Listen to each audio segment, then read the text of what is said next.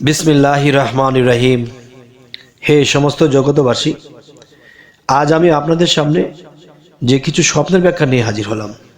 যেই স্বপ্নগুলা আপনার ব্যবসা বাণিজ্যে, আপনার সংসার, ফ্যামিলি, পাড়া প্রতিবেশী এদেরকে নিয়ে চলতে হয়। তো এখন দেখা গেছে আপনার জীবনে এমন কিছু ঘটবে তা আপনি জানেন না, তো জানলেও বুঝলেন না। যেমন স্বপ্নের মাধ্যমে আল্লাহ অনেক কিছু দেখিয়েছে, কিন্তু আপনি সেটি বুঝে নেননি। না বোঝার কারণে যেভাবে সেভাবে চলেছেন, তখন কিন্তু বিপদগ্রস্ত হইতে হয়েছে। তাই আমি বলবো, আজকের এই স্বপ্নের ব্যাখ্যাগুলো শুনে রাখুন, পরবর্তীতে আরও ভালো ভালো স্বপ্ন এনে দেব। তো আজকের স্বপ্নের ব্যাখ্যা কেমন হলো অবশ্যই জানাবেন। সেটি হলো, দেখুন, আপনি যদি কখনো একজন ওলামাকে আনন্দিত দেখেন, যে সে খুব আনন্দিত, তাহলে আপনি কি বুঝবেন? এতে আপনি বুঝবেন যে কার্যসিদ্ধি হবে। আপনি যে কাজটি ধরবেন সেই কাজটি আপনার সফল হবে ইনশাআল্লাহ।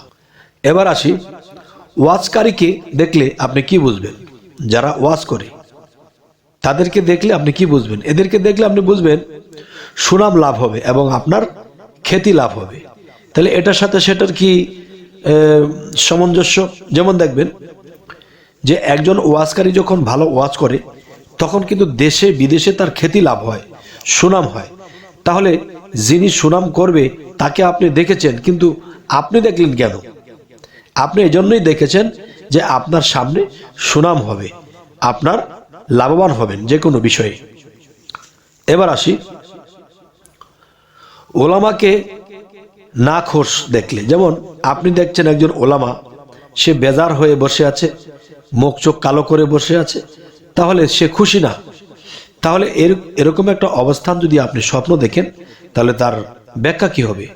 তার ব্যাখ্যা হবে বিঘ্ন আসবে এবং আপনার কোনো মালের ক্ষতি হতে পারে। সেটা ব্যবসা প্রতিষ্ঠানে, সেটা বাড়িতে, বা আত্মীয় স্বজনের মাধ্যমে, যে কোনো একটা বিষয় যে আপনার মালের ক্ষতি হতে পারে, তাই সাবধান হতে হবে। এবার আসি, ওস্তাদকে দেখলে আপনি কি বুঝবেন স্বপ্নে? এই স্বপ্নের ব্যাখ্যাটি হবে যে আপনি যে কোনো বিদ্যায়, যে বিদ্যাতে আপনি আছেন বর্তমানে, কেউ পড়ালেখা, কেউ কোনো কিছু শিখতেছে, কেউ একটা টেকনিশিয়ান শিখতেছে, তাহলে সেই ওস্তাদকে স্বপ্নে দেখলে আপনার বিদ্যার উন্নতি হবে, আপনার ব্রেন শক্তি বাড়বে। এবার আসি, ওস্তাদকে অত্র ভোজনে দেখলে আপনি কি বুঝবেন?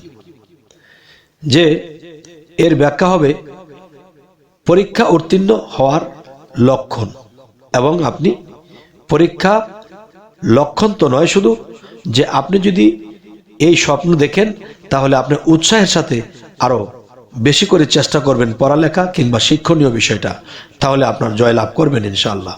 এবার আসি, ওস্তাদের সাথে একত্রে খেতে দেখলে আপনি কি বুঝবেন? আপনি স্বপ্ন দেখছেন আপনার ওস্তাদের সাথে বসে বসে আপনি এবং উভয় খাওয়া দাওয়া করছেন। এতে আপনি স্বপ্নের ব্যাখ্যাটি কি করবেন?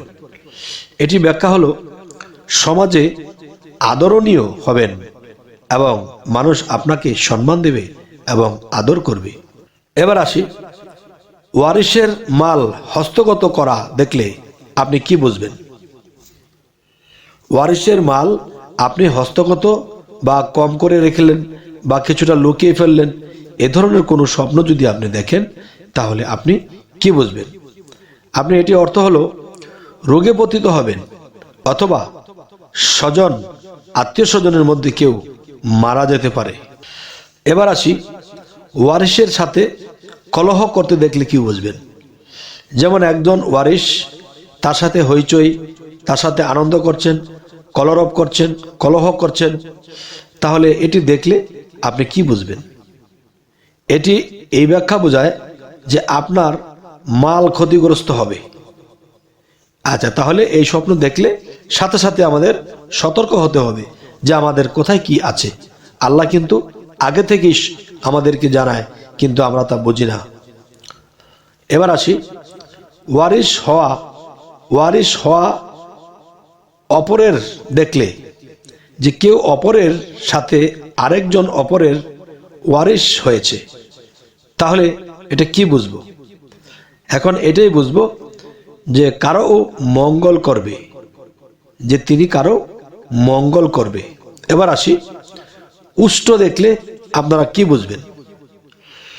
উষ্ট দেখলে এটাই বুঝবেন বিশ্বাসী অথবা শান্তি লাভ হবে।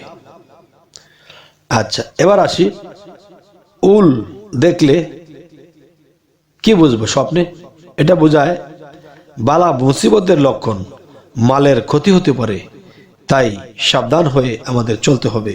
এবার আমরা যে নিজের মৃত্যুর খবরটা জেনে নেই, বোঝার চেষ্টা করি, যাতে করে আমরা মৃত্যুকালেও এরকম কিছু দৃশ্য দেখলে আমরা বুঝতে পারবো যে আমার মৃত্যু আর বেশি দিন নেই।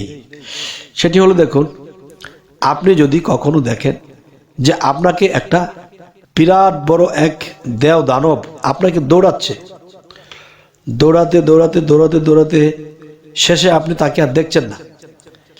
এরপরে আরেকদিন স্বপ্ন দেখলেন এই গাছে এক পা, সেই গাছে এক পা, মাথাটা তার আসমানের দিকে। এমন কোনো বিকট আকারের যদি কাউকে দেখেন যে আপনার দিকে সে হাত নাড়াচ্ছে বা আপনার দিকে সে কোপ দেবে, এরকম কিছু যদি দেখেন, তাহলে কি বুঝবেন?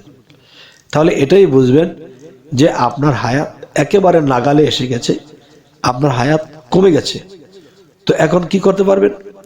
এখন যদি আপনি চেষ্টা করেন যে এখন আপনি মৃত্যুর খবর আপনি জানেন না, বাড়ি করতেছেন, গাড়ি করতেছেন, কত কিছু করতেছেন, যখন জানতে পারবেন যে আপনি আর 11 দিন বাঁচবেন, কি রে আমি 11 দিন বাঁচবো, তাহলে কাজ করে কাকে খাওয়াবো আর নিজেই বা কি খাবো? তাহলে আপনি নিজে সংযত হবেন, আল্লাহর ইবাদতে পড়ে থাকবেন, পাগল হাল এসে যাবে আপনার মধ্যে। তাহলে কি বোঝা গেল? তখনই আপনাকে বুঝতে হবে যে আমার মৃত্যুকাল ঘনিয়ে এসেছে। তখন আল্লাহর কাছে মোনাজাত করে সেজদা দিয়ে কাঁদিয়ে বলতে হবে যে হে আল্লাহ, যদি আপনি দয়া করেন আমার হায়াত দীর্ঘ করে দিন, আমি যেন এই পৃথিবী থেকে আপনার ইবাদত করে আমি যাইতে পারি।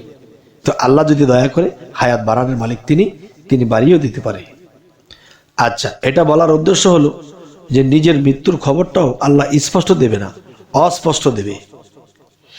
তাই বলি, হে সমস্ত জগতবাসী, আমাদের এই যে আলোচনাগুলো আপনাদের সাথে করি, কোন কোন আলোচনাগুলো কেমন লাগে অবশ্যই জানাবেন। যদি বলেন যে হ্যাঁ এ ধরনের আলোচনা দিবেন, তাহলে আমরা তাই দেওয়ার চেষ্টা করব।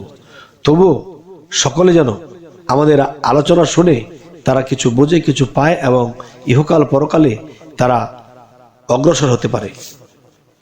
তবে এখানে আরেকটা বিষয় হলো, আমাদের চ্যানেলের আলোচনা যদি আপনাদের ভালো লাগে তো অবশ্যই সাবস্ক্রাইব করে নেবেন এবং পরবর্তীতে যেন ভালো আলোচনা এনে দিতে পারি। তো সকলেই ভালো থাকবেন। আল্লাহ হাফেজ।